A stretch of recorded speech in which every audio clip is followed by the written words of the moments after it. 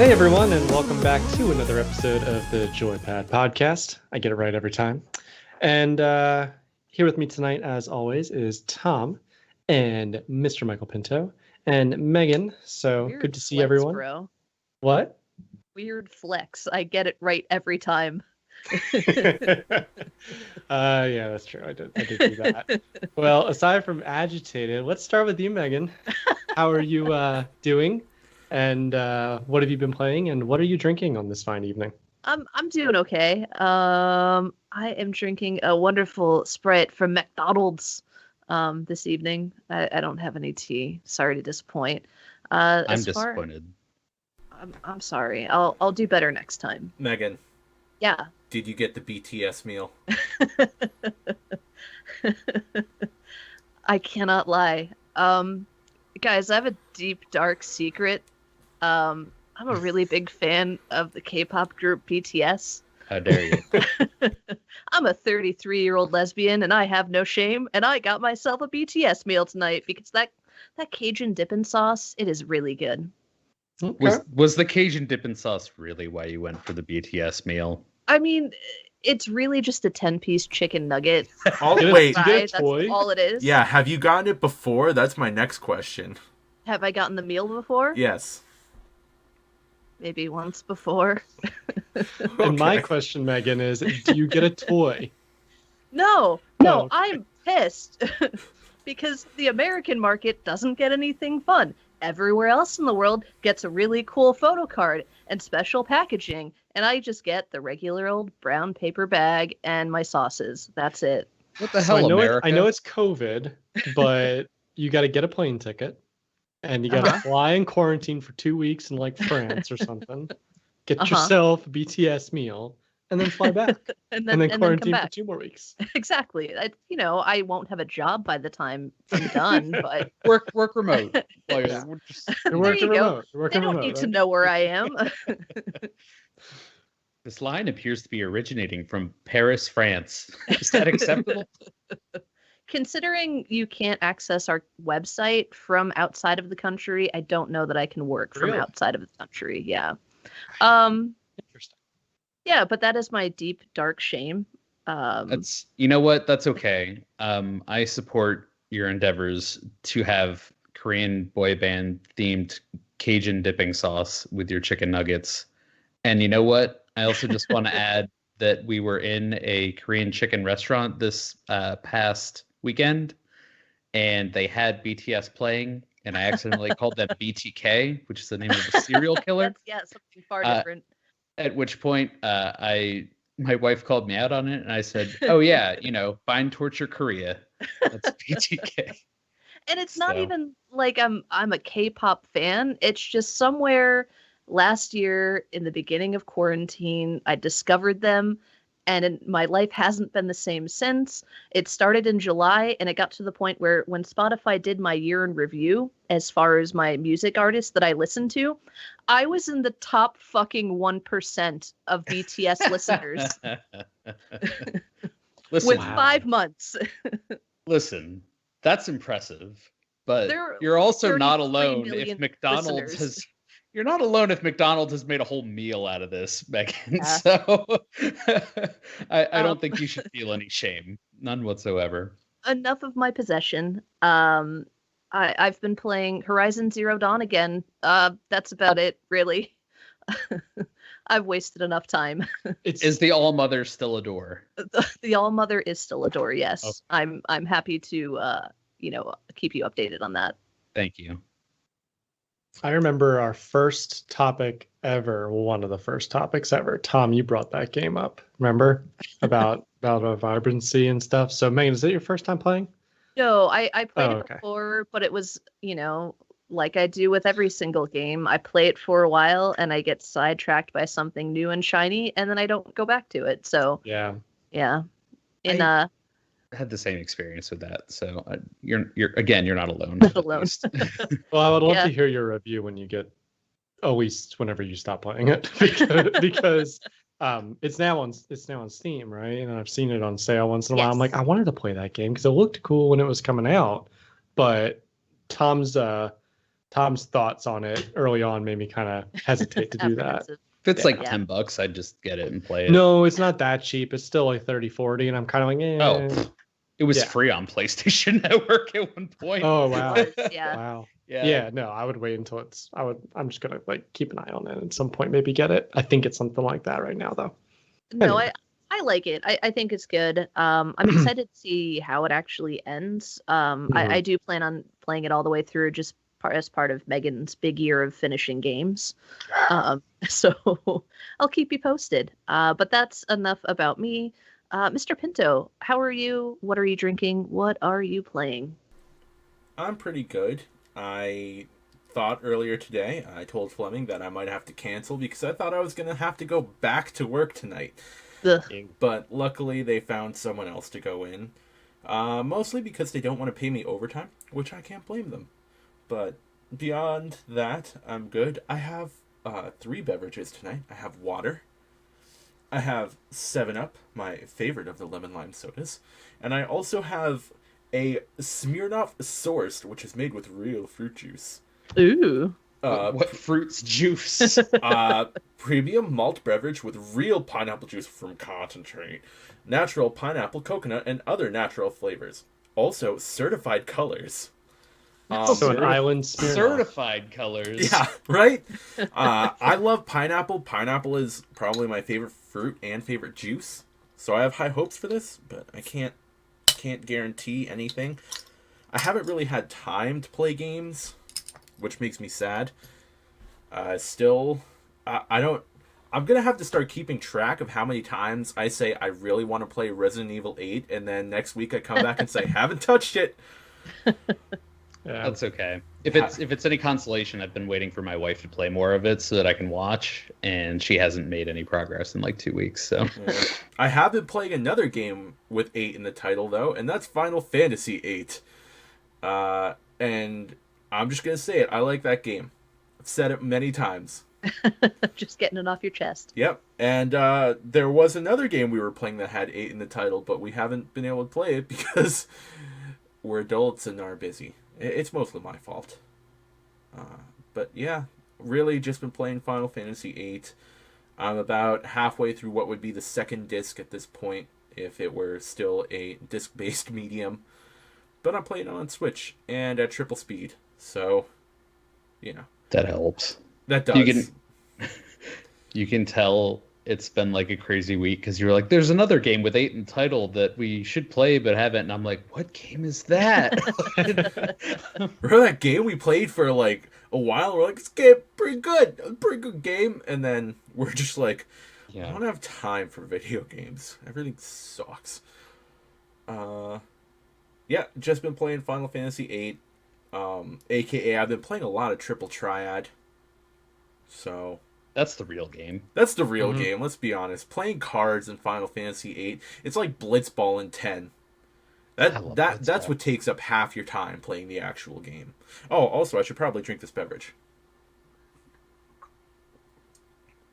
Very coconut forward as opposed to pineapple. It's very sweet though, which is to be expected by It's a Smirnoff, Smirnoff with fruit beverage. juice. Yeah. Of course it's sweet.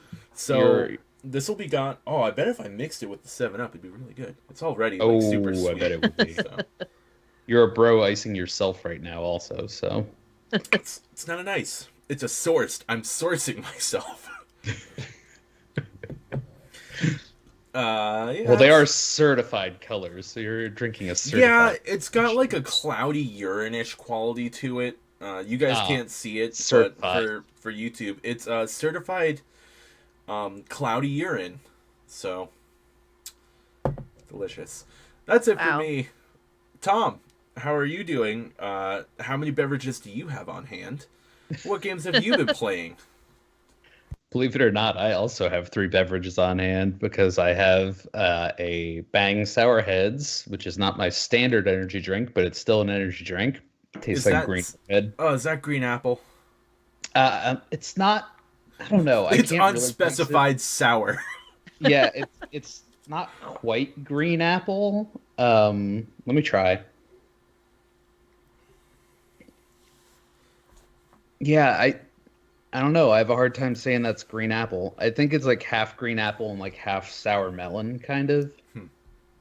Hmm. I wish it told me somewhere, but I don't see where. Anyway, it's good. I like it. It's fine. It's sour. Tastes like sour. Tastes like green. And then I also have the cherry flavor Gatorade Zero, and then I have a glass of water. In terms of games, I have been playing, to no one's surprise, lots of Crusader Kings 3. I had a pretty funny moment where I created my own religion. It was called Celestialism. The idea of it was that Jesus was a space alien that his mama was impregnated with back in the day. And then one of my tenets was going to be ritual cannibalism as well. So it gives you a space to write out a description for the religion. And at the end, I just wrote, also, we eat people. It was completely unrelated to anything else. I ended up changing it because I wanted to do like a different playthrough where I was cannibal. So I'm just saving that for like my next thing. That's my bait to keep me going with the game for another playthrough. But where I'm at right now, I am the ruler of Britannia, which is almost all the way through the entirety of Spain, and then on the eastern side, closing in on most of the German borders and heading into the Byzantine Empire and Poland and Hungary.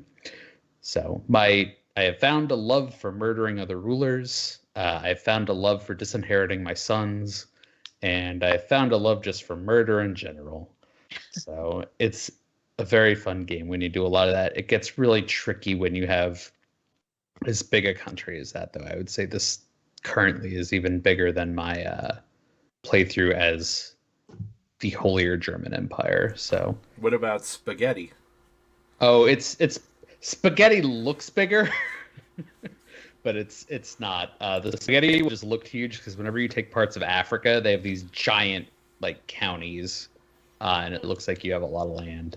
But I have like 110,000 troop strength, which is really big, and the Mongols just started up, and they conquered most of Asia at this point, and are up to like 55 or 60,000 troop strength. So I'm waiting to be able to kill Genghis Khan, and then he'll probably die before I can get to him. But I have murdered probably 20 Byzantine emperors at this point, which is just funny.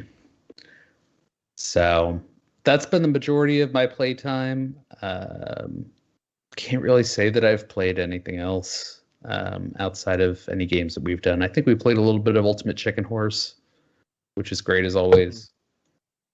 But looking forward to playing more Wild 8 and Ultimate Chicken Horse and whatever else we got. So Fleming, now that I'm done talking about my historical inaccuracies, what are you drinking? How are you doing? What have you been playing? And what are we talking about? Oh, we're talking about some stuff tonight. Let me tell you.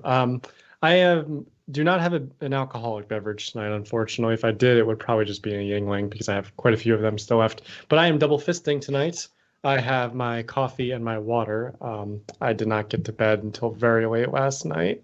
I was telling Mr. Pinto prior to you two joining our pre-roll call, if you will, for the podcast, that my wife's parents' dog, so obviously my wife's dog, just passed last night, and it got me. It does the whole thing where you start thinking about your pets, even though your pets are only like 6 and 4, and they're not that old. But then you start thinking about them going away and gets you sad. And my parents' dog is also the same age as Amy's parents' dog, so definitely tough right now. So I was just up late with too many thoughts in my head. So that's why I have coffee tonight. No alcohol for me. Yeah, but in terms of games, I have been playing a little bit Battlefield 1 because I wanted something fun to do, and StarCraft as well because, again, fun kind of game. The ASL, Korean StarCraft League basically is wrapping up of StarCraft Brood War, so I've been watching a lot of that. They're going into the second half of the round of 4, and then they'll have the finals, and I'm watching the English cast, so they come out a couple days late. So I've been watching those, and then I do have a question, though, for the group, but specifically you, Mr. Michael Pinto. Have you dropped Stardew Valley? I have. That means you're playing it, doesn't it? The ritual continues, my friend. To be And fair, though, as Huh. I said before we started the actual podcast, I have been editing our playthrough of Stardew Valley. Mm-hmm. I don't know if that counts. I would say that doesn't No. count. While That's close, it's not the same. I did open up some Stardew Valley and play just a little bit. So it seems like I'm now on the Stardew Valley kick. Now the question is, how long will I continue to do that? Because out of any of us, I feel like I'm the most likely to drop it quick. Especially because I was like, Pokemon Snap. I really want to play that too, but I want to play some Stardew Valley. So I was playing that for a little bit. It's funny you mentioned that, though, because I also felt the disturbance in the forest where I thought I was going to pick up Stardew Valley for a hot minute. Are you still on Crusader Kings, my friend? Oh, I'm on Crusader Kings forever. Are you playing Stardew on the Switch or on the PC? The Switch. Nice. Yeah, I wanted something where I can get up from my desk and play, and I was looking for something like that. The funny thing about that, though, and I don't know if you guys have ever seen this. Now, he played other games too, but I think it was about a year or so ago, maybe a year and a half. I remember finding, so I do run, for those that have not watched podcasts where I've mentioned running. And there was a guy who actually set up his Switch downstairs with his basement and like ran holding the two joysticks and was able to play, some games. He was like, Rocket League is too hard, but he was able to play things like Stardew Valley and others. And I was like, do I want to try that? It sounds like dangerous. Yeah, it sounded a little dangerous, but he like had a couple videos up. I should try to find that. I used to try doing that with the Wii with a couple things, Mhm. and I forget what I tried on that, but it was tough. Yeah, he like used the two different thumb controllers basically. He kept them separate and just like kind of ran and was able to do things pretty well. Especially games like Stardew Valley where there's not too much rush, in that kind of game and other games like that. He said Rocket League was way too hard, but that game he could do. So anyway, I thought of that as I was like starting it up. I'm like, I really should try that. But I didn't. But anyway, so that's all I've been playing. I like all of us, I think. It's been a little bit of a busy time, and I'm definitely excited to get back as a group into the Wild 8, for example. And I have been keeping track of the Forest, for the new game release, which is supposed to happen this year still. I know we're all excited to play that. And also for Raft. Raft development team is getting very quiet, which usually means that they're getting ready to release a major update. So I'm keeping an eye on that because I know we wanted to get back as soon as the next patch is out to play some of that. So overall, kind of watching games, playing just some games I've had for a while and played for a while. But in terms of our topic for tonight, I have, like I said, have been reading, various news things. And one of the things that has been mentioned on this podcast before and has also come up in the news is that Netflix apparently is exploring the idea of opening up, a gaming leasing kind of thing where you can, stream games for, a monthly fee. I know that Sony, I think, has something like that, or Microsoft has something like that. GameFly is out there with that too, and other ones are considering it. So I wanted to kind of open up the thoughts, if any of you have used those before, if you guys find them valuable, and if you don't personally use it, where could you see some value in it? And would you ever consider doing that? For me personally, just to start this topic off, I don't like to... I can see myself using it for like games that are like really old where I don't want to spend the money on it, but I want to try it out, or it's going to be a short play through. But for the most part, I like to hoard my games and keep them forever. So I'm kind of curious what you guys think about that too. Is Stadia still a thing? Yeah. I think so, just barely. Isn't that like strictly streaming? Yeah. Yes, that is strictly streaming. So there are some that like let you download the game and then you play it and you have to like log in every time. And there's others that are strictly streaming. And there's a difference between the two. So the strictly streaming ones are where you use whatever computer you have and you actually connect to a more powerful machine. And that machine will play the game at a supposedly higher level than what your machine might be able to provide. So you're going to be able to play it. highest graphics and stuff. So Stadia, I think, is one of those that does that. And from what I've read, they've never been that good. No, there's one service that actually recently went down. I forget what it had, like black in the name or something, but they might be getting bought out by another company. But I remember seeing like an LTT video on working with them and them progressing forward. But they've done a lot of tests with them, and there's actually some services that seem to be decent right now.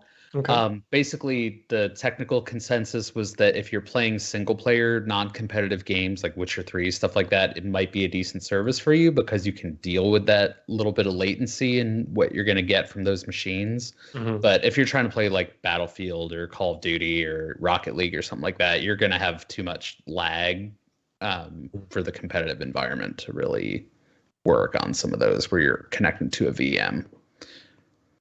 Gotcha. Yeah, I think all of us though are more of a game hoarder kind of person, right? Am I wrong about that? I just don't. Would you guys find yourself using it? Is it shiny and new? I want it. Well, I mean, that's the interesting thing too, though, because like, I feel like if they had like a broad library of old games that are hard to access now, that's when I would find it most valuable. So like that Fire Emblem game, Tom, that you've mentioned several times before, that's like super rare now. If you want to play that, if they have it available, that might be, a good time to try that out. For a lot of older games that are more difficult to find, like Earthbound, I think that's available now on the SNES Classic. Yeah, but I think you can even play it on Switch. I think you can download it on Virtual Console too. Yeah, but like as an actual cartridge, Megan, you know how expensive that is. I remember you looking. It is. It's not terrible, but it's way more than I would want to spend. I think it was like $150, the cheapest that I can find it. And that's probably without box or anything too. Yeah, yep, it's cartridge only. Whereas I can just buy like the SNES Classic and I have it there, or I can play it on Switch because it is available on Switch. Oh, okay. Well, it's like the original Mario that came out, like the first one that ever came out. I think that sold for over $100,000, and that was a couple of years ago now. That's insane. Because but that's because it was also in like original mint condition. The guy found it. His parents were like going to give it to him for Christmas or something, and they messed. Yeah, okay. They like messed up, never gave it to him, or bought it a second time and didn't realize, and it was like left in a box. He found it like after one of them died or something, and it was like, well, I have the game, and it's an old game, and since it was in that perfect condition, still in box, like still had the wrapper on it and everything, he sold it. And I think it was like $100,000 he got for it minimum. Maybe I'm even wrong. That's insane. Yeah. Yeah. Tangent. No, that was tangent time with Mike.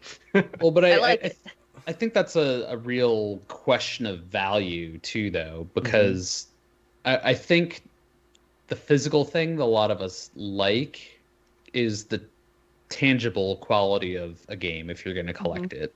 So, I mean, for example, I bought Final Fantasy VII Remake as a digital product on my PS4. I enjoyed it. I played the crap out of it, and I love Final Fantasy VII so much that I went out and bought a physical collector's edition because I'm a rube and like to give people money. But I wanted to own that item because I wanted to have it as a part of my collection. I collect a lot of things like that too. Like, I consume almost all of my music digitally, but I will purchase vinyl, and I have a lot of vinyl. And it's just something that I like to have. For vinyl particularly, it's because I like to show off the artwork. I like to have it handy. I have listened to my vinyl. I have a turntable. It's behind me, behind the chair. But it's a more simple experience to put things on digitally, so I go to the turntable less often. And I think I actually get better quality out of my digital setup. I need a better turntable. But I think that carries over. Like, if there's something that you want to collect, you're going to want to buy the physical product that you can hold in your hands, that you can put on your shelves, that you can feel like you're showing off and displaying like a work of art. Yeah. With these streaming services, you obviously don't get that. So I feel like that's at least one ding on that. But at the same time, I have used one of these services before when I was relatively fresh out of college, didn't have a whole lot of money, didn't have a high-paying job. I used GameFly for a free trial month to play Pokemon Conquest on Nintendo DS. And I paid a grand total of $0.00 to get a copy of Pokemon Conquest shipped to me. Great game. Had fun, beat it, sent it back, canceled my membership. But it worked. I thought it was a really good service. Now, GameFly, at least at that point in time, was actually around sending out physical copies of whatever game you wanted. I think they have a streaming platform now. I've never tried the streaming platform, and I'm just not sure how much I would trust the reliability, the latency. I think it would probably work with some older games, but newer games I'm just not confident with.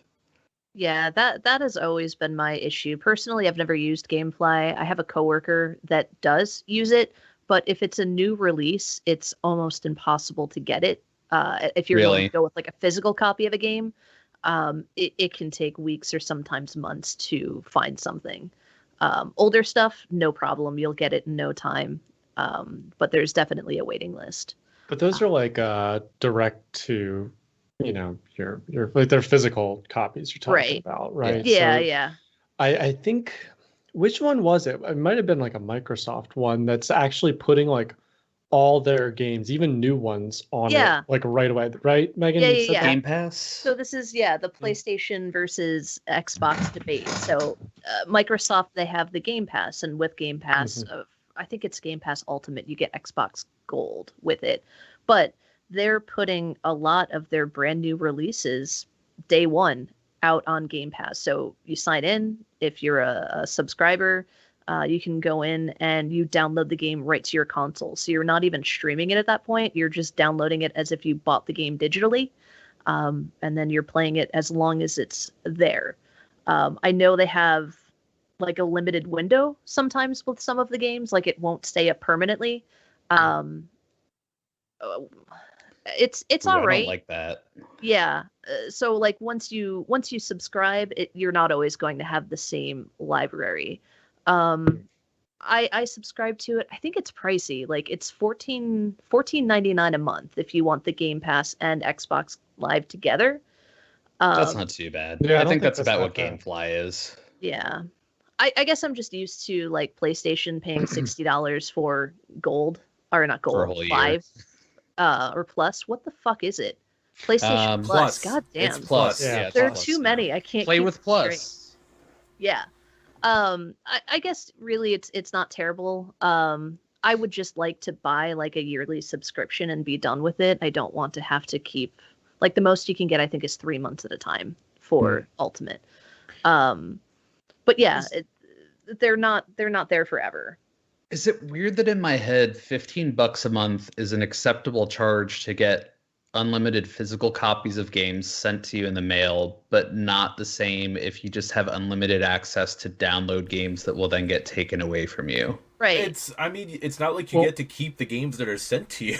Exactly. No, it's completely psychological. Here's the You thing. could buy My them though. brain tells me. Yeah, you could. You could buy them, but here's one, and that might actually be great in that sense. One thing that. Sorry, I just want to say, with being able to keep them forever, that's one benefit of GameFly too. I actually bought Paper Mario and Origami King, which I've yet to play, but it's a used copy that came from GameFly that was discounted to like $35-$40. Yeah. Which is unheard of for like a Mario game. For Nintendo. Yeah. Yeah. So check out their used games. I think I found that on Slick Deals. Yeah, GameFly has put up some games like that before or I guess not getting as much traffic to, and they just want to get the money and just sell them. As soon as it's a used game, they can't, if they're over inventory, they can't just keep them sitting around.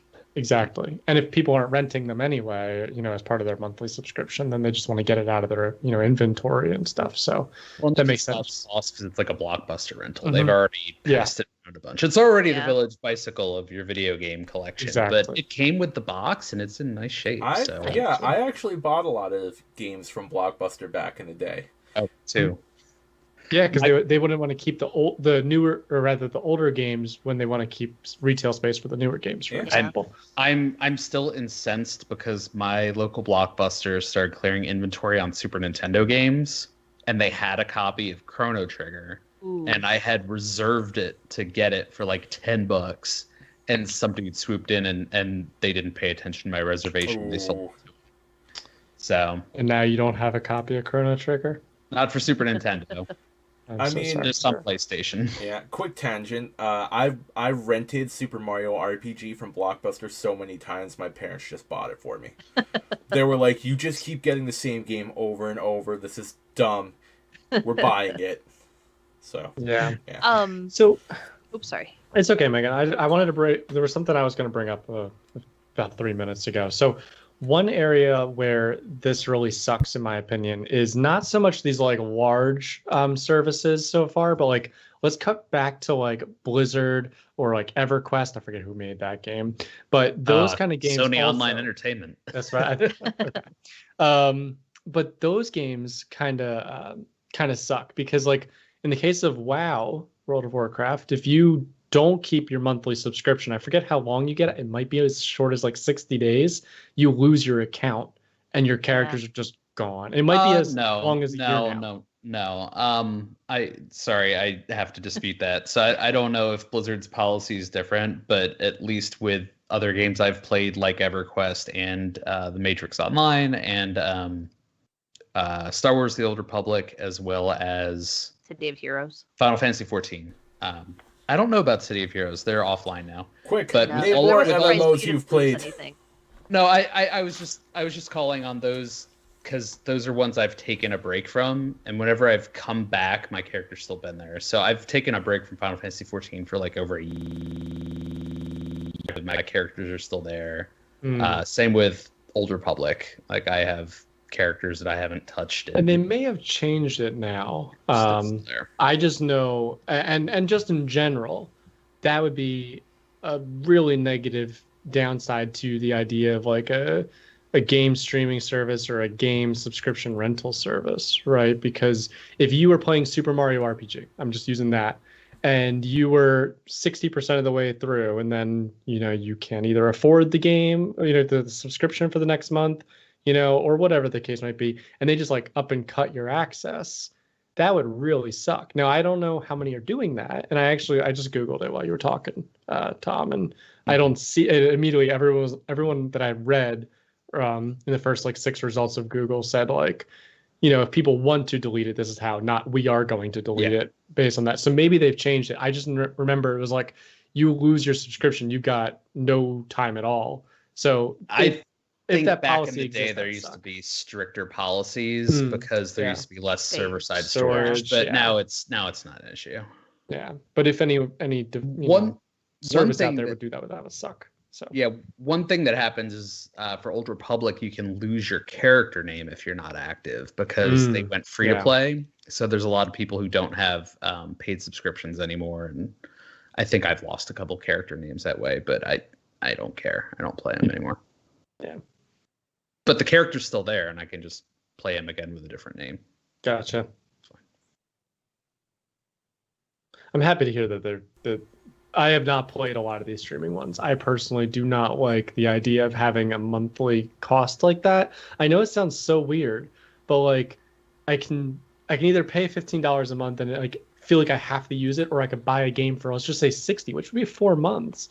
But like it doesn't feel quite the same to me.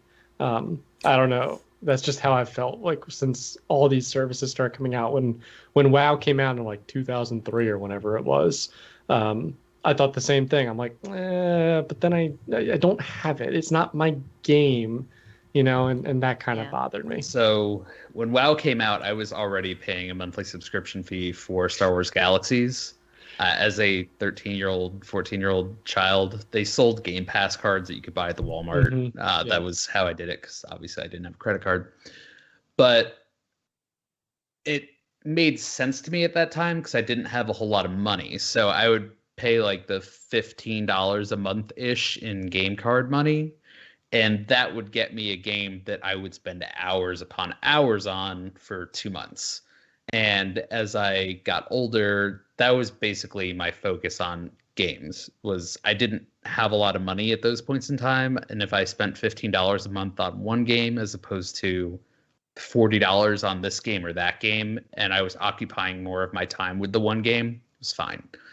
Now it's kind of like I have the $15 to spare, so if I want to try it, I'll play it again for a little bit. But every time I play myself like a fool. I feel like I'm gonna play Final Fantasy 14 again. I'm like, okay, I'll give it a shot, and then I'll jump back into it for 10 seconds. I'll be like, I don't remember how to play this game at all. All my characters are too high level, and I don't want to go through the process of figuring out again. And then I just quit and I cancel my subscription. So After this is something I $15. do every 4 or 5 months. $15. I feel like something like this conversation, though, it really depends on where you are, I guess, financially too. Because if you're someone that doesn't have, an income that you can kind of throw at whatever you want, whenever you want, you might be more inclined to subscribe to something like Game Pass or PlayStation Now, or something like PlayStation Now if you want to play the older library. Like, I think it's nothing current, well, with the exception of PlayStation 4, but they do PS2, PS3, and PS4 games that you can either download in some cases, but it's mostly streaming to your console or to PC. So something like that is great if you want to play something a little bit older, or if you really don't have, the income to throw at something new. Are Well, there I've heard a lot of PS1 games people. on there, Megan? No, unfortunately No. not. Did there used to be on like the PS3 version of that? Because I You- feel like there used to be You an can older still version. buy a lot of PlayStation 1 games through the PlayStation 3 store. Nice. That's part of why there was such a big uproar like a month them or two shutting ago down. when they were going to shut it down, because Yeah. a lot of people were upset that they were going to lose access to the PlayStation 1 classics, as they call them, through the PS3 store. For the princely sum of like $15, I bought every Ark the Lad game that was ever made on the PS1, which was great. And I have played some of those on my PS3. And for as cheap as that is, and for as cheap as the subscription services are, if I were trying to game on a budget, I would absolutely do it. Yeah. Absolutely. Yeah. Even the GameFly service that I did, like I said, I didn't have a lot of money. I gamed the system for free 99 to play Pokemon Conquest. Wish I could have kept that game at the time.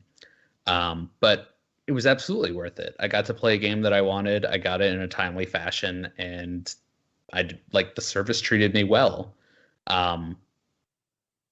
I think for what you get out of something like that, the cost more than justifies. I mean, the cost and the benefit more than justifies itself. So, I'm greatly in favor of those sorts of things, and I'm never going to be the kind of person that's offended if somebody gets to play a game for like a $15 rental fee. Oh, Oh, I'd never I'm- be offended if anyone got to play a game at all, I think. No, and I don't think any of us would be, but I Yeah. think there are probably some people out there that are like, I have to pay $60-$70 for my game. Why are these people get to play rental? Blah blah You blah. can buy yeah, it but you too. can put that Yeah. on anything. Yeah. Like that's I imagine there are people like that, Tom. I hope there aren't, because that's a really stupid argument when you can just Yeah. go and get the service yourself if you want. And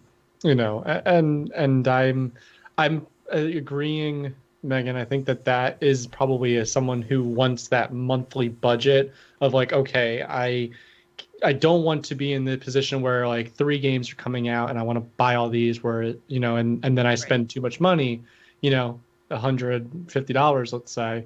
But they could be like, oh, I'm just spending $15 a month. I can afford that, and I get to play 160 games or 500 games. All these are free or included in it. And I even get to play some new games depending on, obviously the service. So I actually think that's where the market is probably best, because you are able to give all these people, an opportunity to play, just some games for a very reduced rate and for something that can fit into their monthly budget. Well, and think about being like a parent on a budget where like Yep. your kids, you have kids. They haven't played they haven't played 30 years worth of video games yet, right? Mhm. They get for $15 a month access to hundreds of games that they've never played before. That's awesome. Like that'll keep them busy forever. Yeah. Yeah. In the case of like Game Pass, it's a good way to test those new releases to see like, hey, do I really want to put the $60, $70 down to buy this, to have? Because like Outriders, the day it came out, it was available on Game Pass. The Medium, available on Game Pass. The rumor is any of the future Bethesda games are going to be available on Game Pass day one. I got to be honest. I think Microsoft's playing themselves by doing that. I don't know. I'm interested. Like, I wish I could see the numbers. Like, how does anyone benefit from it? At least the companies making the games. Like, what do they get out of it? They have to have like a back end deal with Microsoft, and I bet it's almost like the no profit off of consoles thing, where they're just trying to lure people to the platform. Right. That's what it seems like to me, because I don't see any money making proposition off of that. If it's just going to cost me $15 a month that I'm already going to be paying to play this great new game that's coming out. Well, in the past like 10 years, I think, from a business perspective, we've entered a situation where getting people on your platform, even if you're not making money, is like almost more important right now than the profit that you would be making right now, because they just want to build this like, this Facebook equivalent, right? They want it so it's like everyone is so dependent on this service, even if they don't want to be, they are dependent on it. Yeah. So I think they're playing like a really long game, 20, 30 years. In fact, they've owned Xbox for what, like 15 years? 20 years. Yeah, 20 years. 20 years. I think they owned it like right at the start, right? So, they haven't made money from it, but maybe at some point they think they will make it because of these passes or because of other kinds of owning the world concepts. I don't know. You're not wrong, because look at, I have never owned an Xbox console. I know, Megan, you've kind of dabbled in Xbox, I guess. I've had them since the beginning, Xbox. And I don't think it was ever like your first choice in console, but you always ended up getting there. And even Tom now has been like thinking like, I might get an Xbox. I had a 360. That was the winner of that generation of console wars. Yeah. That was great. Yeah. But I just think it's interesting that like, I think maybe they are making that play with all, acquiring Bethesda, and just like, they've made a lot of power plays that have a lot of people going like, I might have to get an Xbox now.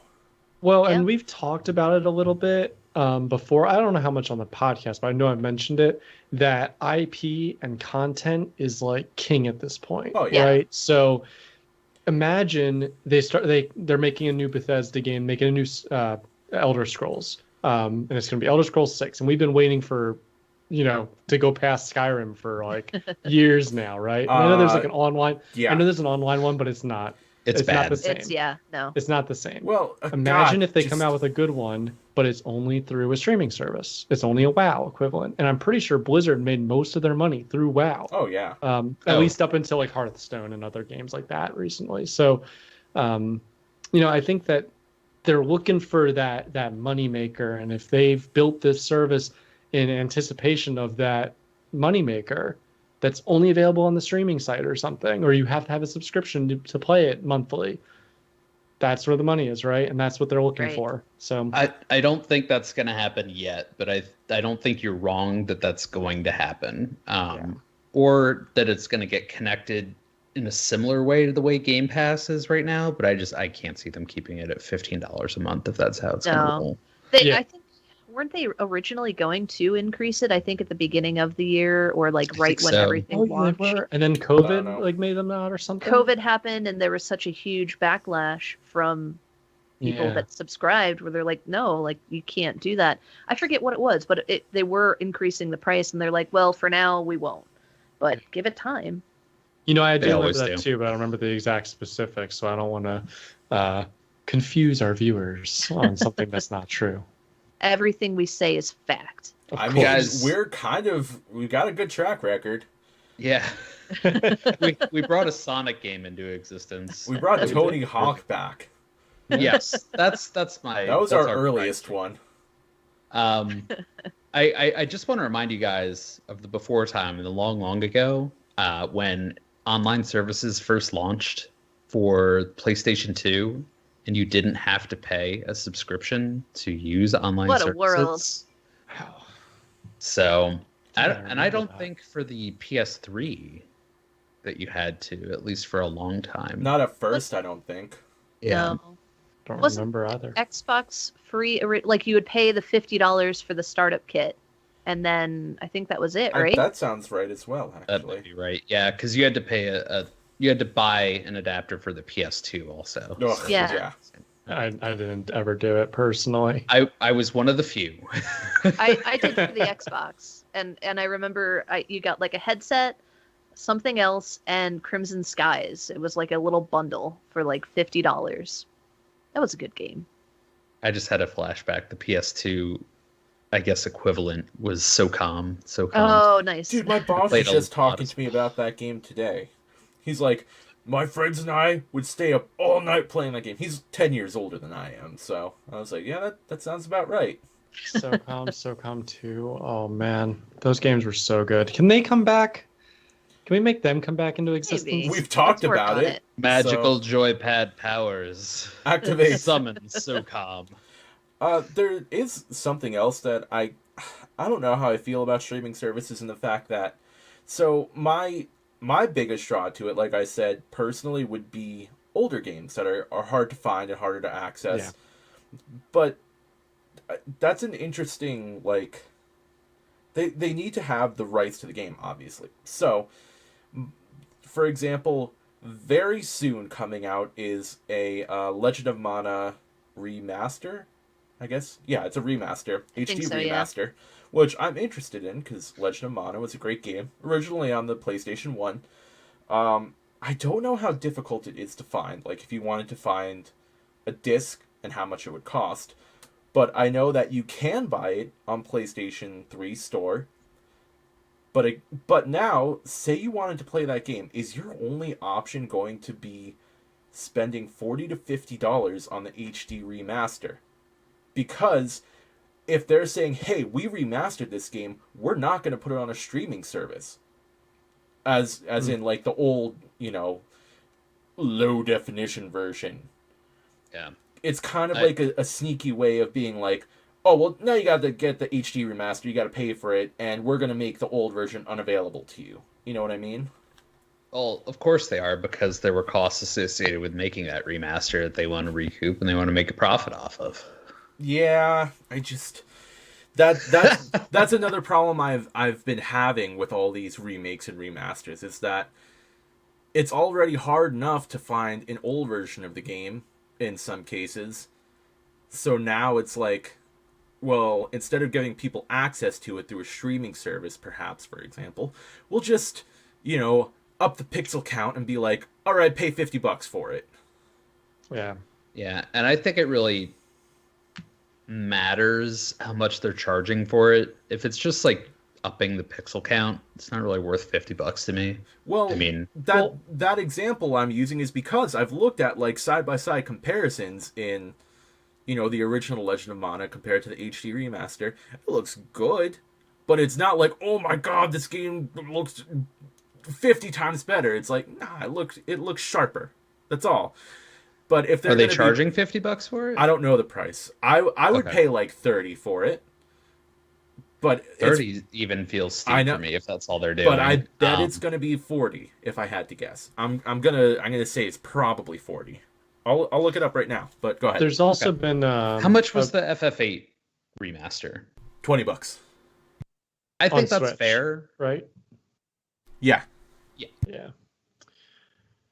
Yeah, I mean, that's probably fair. 15, I feel like, is a little bit better. I know I got Final Fantasy 7 and 9 on sale on the Switch. I don't know if they're considered remasters or not offhand. No. I think they're just like ports, but I think it was like somewhere around like $7 and $6 or something like that for the two games. So it was like $15, and I got two games that are, probably my two favorite Final Fantasies, at least, that are available on the Switch. So, yeah, I don't know. I feel like that is pretty steep though when they do that. And if you actually look up, I've had a big problem with people doing like ports of those games, like Chrono Trigger, I know, is on Steam now, and its reviews are actually either negative or mixed. It's somewhere right around there because all they did was they ported over a bad like phone DS version. Yeah, a lot like of that. people had that problem with, I believe, Final Fantasy's 5. I think it was 6. Was it 6? A big deal too. Yeah, it was the same thing. They're like, it's just it's a bad port. Yeah. Also, Legend of Mana remastered, $30. Looked it up. That might be okay. I don't know. I would have to see more of it. That dog won't hunt. No, I will probably pay $30 for it. I'll be honest, just because like it's a huge like nostalgic game for me that I don't think I properly played as a child because it was confusing as all get out.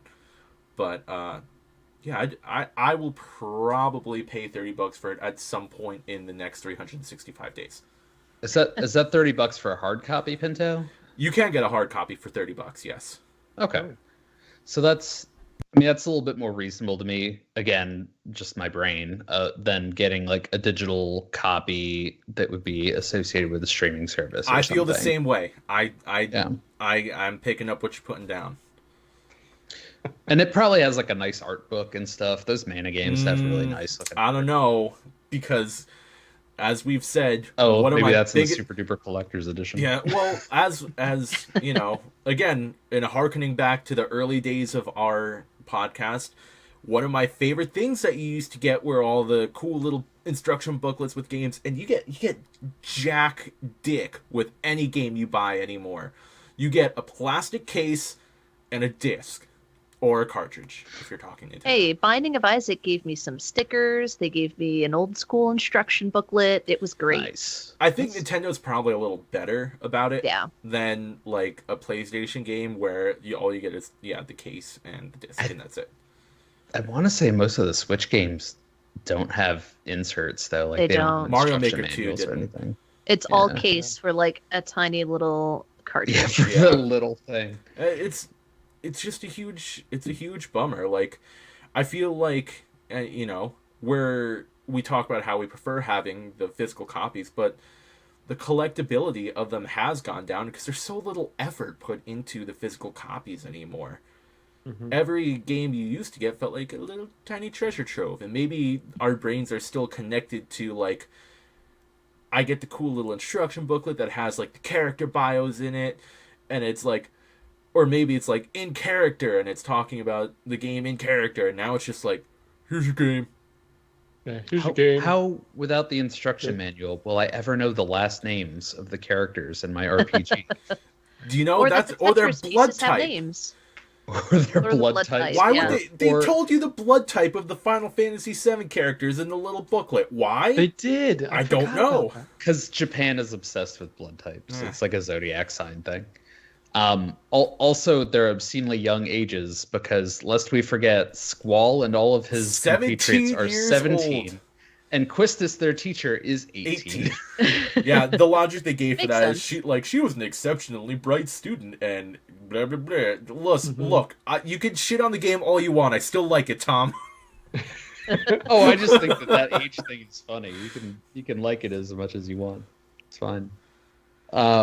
So buy this gaming streaming service and play Final Fantasy VIII, everyone. Or play any other game. or just Anything else. I really do think a lot of the value is probably in the classics. I wonder how much today's youths appreciate those classics, and Some if of them they're are hard to play. That's the big Yeah. problem. Like, the game can be good, like, content-wise, but if the game is clunky and hard to play, like, StarCraft Brood War. I mean, that takes finesse. But I'm talking, like, the old Resident Evils with their tank Yeah. controls and, like, Yeah. Silent Hill 1 and Dino Crisis. I'm defaulting to, like, survival horror games, but they were just very hard to play. moving around pre-rendered backgrounds was kind of tough in a lot of cases because they were basically defining like the hitboxes on a picture. Yeah. So a lot of that was tough, and there's a lot of games that are like that. That I don't want to say don't hold up as well, but don't hold up as well. Mario 64. Look, that game's a classic, but even back then, I thought it played like shit, and maybe that's just because I was bad at 3D platforming. But I just don't think it controls well. Wasn't Mario 64 the invention of the wall jump game? Like that was the first game that No, like they No. did Mario. that. They did that in 2D platformers. Mega all the Man has time. wall jumping. Yeah, Yeah, but I think- Strider. I'll have to like look it up again. I feel like there was some reason the wall jumping in that game. Maybe because like you could glitch. Maybe it was like game glitches Maybe. with wall jumps or something. I don't. I'll have to look I'm it sure up there's again. a ton of game glitches in There- that. there was a level Yeah, no, called. there are people that Yeah. finish that game in like 4 minutes now because Well, they can get to the final boss. Yeah, That's like taking advantage of yeah. tool I assisted figured out how speed to runs and all that. Yeah. Figured out how to move this bit over to that bit that's at the end by checking my inventory 14 times and eating a piece of bread. Look And at here's me. the credits. Hooray! I beat the game. No, you didn't. Shut up. Yeah. But no, I think if you have an open mind and you can embrace those older games and whatever games are available to you on that service, it's really cool that Game Pass is making a lot of those newer games available too. Yeah. I think it's a super great budget option. And I think, we've really come into an era where it's try before you buy. And the buying is really more collecting. That's why I brought up the vinyl, because I do all of my listing digitally. And then if I want to support the artist and the effort, then I buy the vinyl. I do the same Mhm. thing. Yeah, and I think coming out of this conversation, what I'm hearing is it's good for classics, and take advantage of the 30-day trials that they offer, right? Yeah. Because Yeah. not Absolutely. just because you want to like kind of get all these games for free, but like also just knowing what games are on the platform, and like you can that's see true too. a backlog. Like let's say you do the 30-day and you're like, holy crap, they've got 30 games on here I want to play, and let's say you can get through like 5 a month. I know it's probably high for us, but 5 a month, and then you're jumping in and you're playing a ton of games, especially as a little kid in a budget option. Yeah. You're able to go to Walmart and buy like one of the passes with your $10-15 you got from mowing the lawn or something. From Barbara Nana. Six. Do it. And if you experience it, you can see how much you're going to get out of it. And once you've gotten all you're going to get out of it, cancel it. Yep. Try another one. Yeah, Definitely. honestly, if I could see the library and like even a lot of old PS2 games, like I'd be so into a lot of those. If I had the option to go back and play like my mind immediately went to the Bouncer, even though I own that game and could play it right now.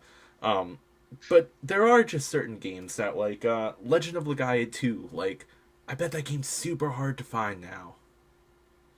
And a lot of people don't is. even know it existed. Legend of Legaia 1 is super hard to find. Still have It's it. pretty good, man. I like that game. Yeah, it was a good game. Very slow. You guys would not have the patience for it now. You think a Final Fantasy is slow? Go play Legend of Legaia or Legend of remember. Dragoon. You will have a bad time. Listen, Legend of Dragoon lets you play as people that have combos that they say the name of at the end of it, okay? That's what keeps you engaged, is the DDR mechanic. Until you realize you have to do the combo every time in every battle.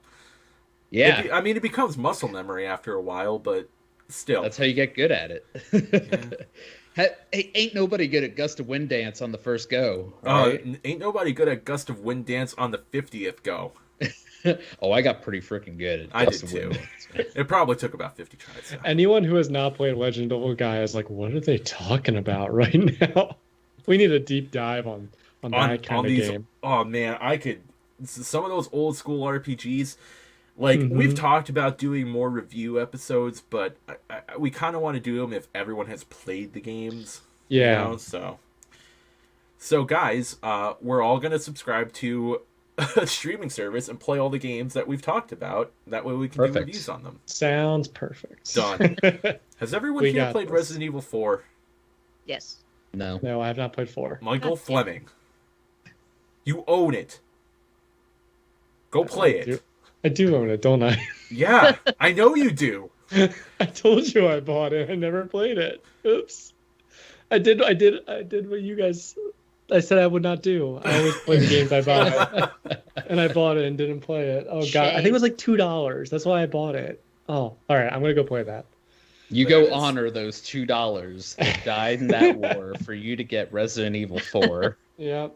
I sent out 2 soldiers, and they're both gone now. And I did Dude, not they were even- both named George, last name Washington. Yep. Or it could have been one soldier by the name of Thomas Jefferson. It could have been. That's definitely true.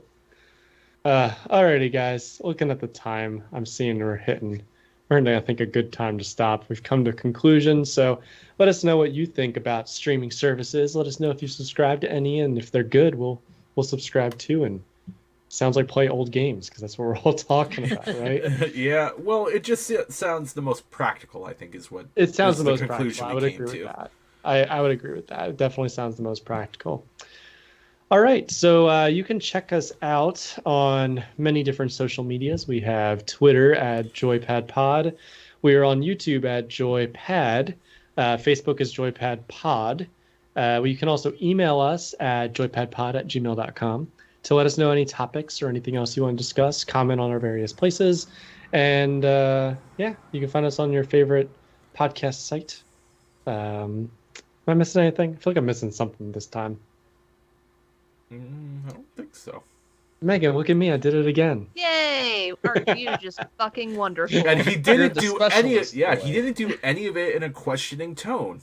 No, there was no question there except at the end to make sure I didn't miss one, because I felt like we are on Instagram, I know, but we never use it.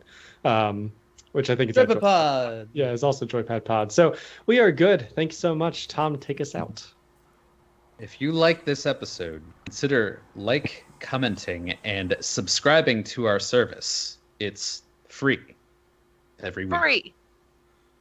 And with that subscription comes the ability to stay joyful. Thank you, everyone. Bye. Bye bye.